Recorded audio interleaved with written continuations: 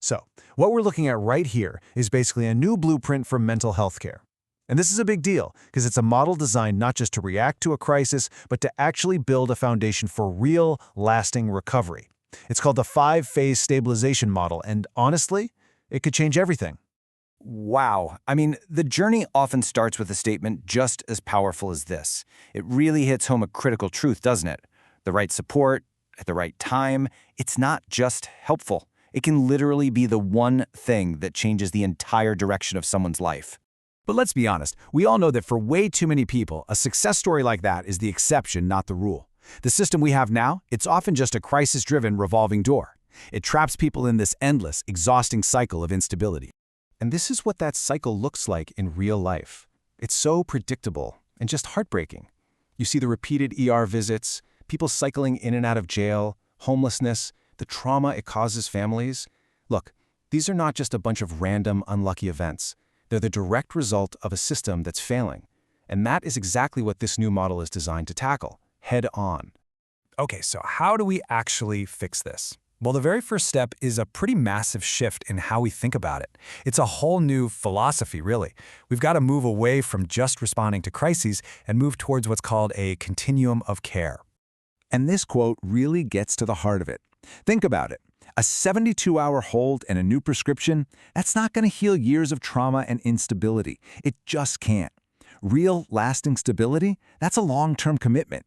It really is a marathon, not a sprint. And this model, it's the roadmap. It's the support crew for that entire journey. And here it is. This is the framework itself, the Five-Phase Stabilization Model. Just look at how it creates this clear, logical, step-by-step path. It takes you from that initial moment of crisis all the way through to long-term, ongoing support.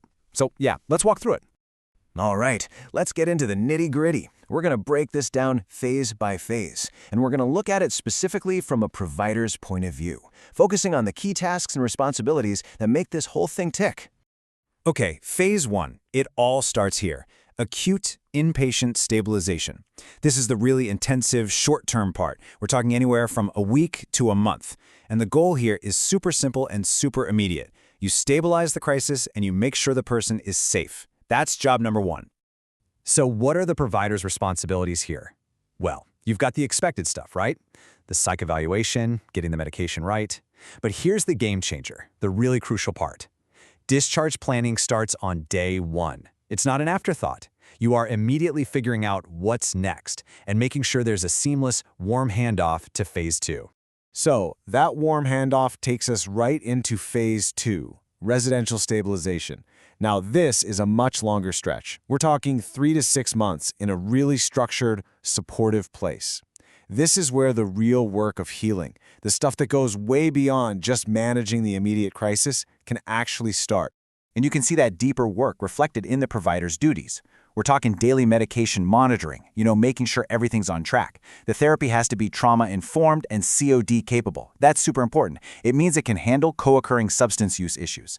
And right away, you start building a relapse prevention plan. This whole phase is designed to stop that dreaded discharge cliff, where someone leaves the hospital and just falls with nowhere to go. All right, so once that foundation is stable, we move into phase 3, integrated transitional living. Now, this is often the longest part of the journey. It can be anywhere from 6 months to a couple of years. And the focus totally shifts here. It's less about stabilization and all about actively rebuilding independence and getting connected back into the community. So in this phase, the providers are almost like coaches or coordinators. Their job is to connect people with services, things like IOP, which is intensive outpatient, or help with job training and life skills. And all the while, they're still monitoring for any early signs of a relapse. The point is, you're starting to use your recovery skills in the real world, but you've still got that strong clinical safety net right there with you. Next up is phase 4, mobile aftercare, and this can go on for up to 2 more years.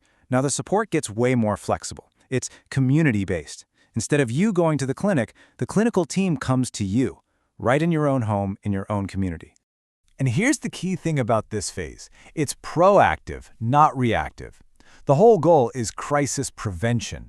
So you have case managers helping with housing, still doing medication monitoring, and working super closely with family and any legal partners to spot trouble, to catch any signs of things going downhill before it turns into a big crisis. This, right here, is how you stop that revolving door. And that brings us to the final phase, Phase 5, the ongoing treatment team. And really, this is about a commitment to lifelong support. It's a recognition that recovery isn't some finish line you cross. It's an ongoing journey, and you need a permanent clinical home base to help you navigate it.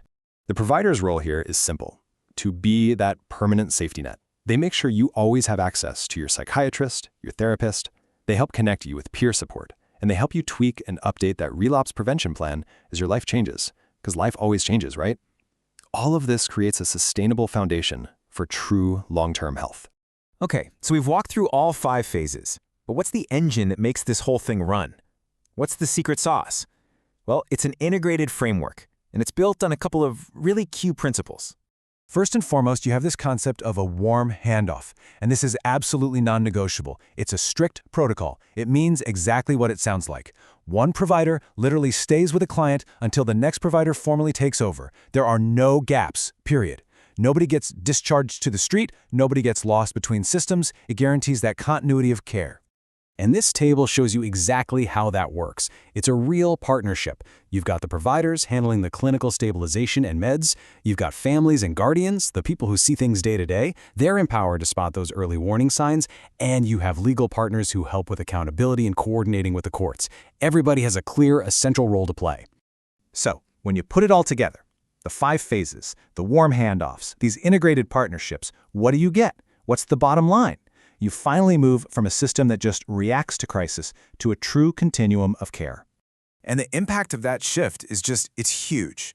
When you invest in a long-term model like this, you see a massive reduction in all those terrible outcomes we talked about at the beginning. Less cycling through jail, fewer trips to the ER, less homelessness, less involvement with the justice system. I mean, it's not just more compassionate, it's just plain more effective. And that really leaves us with this one big, critical question to think about. This 5-phase model shows us what's possible when we change our focus.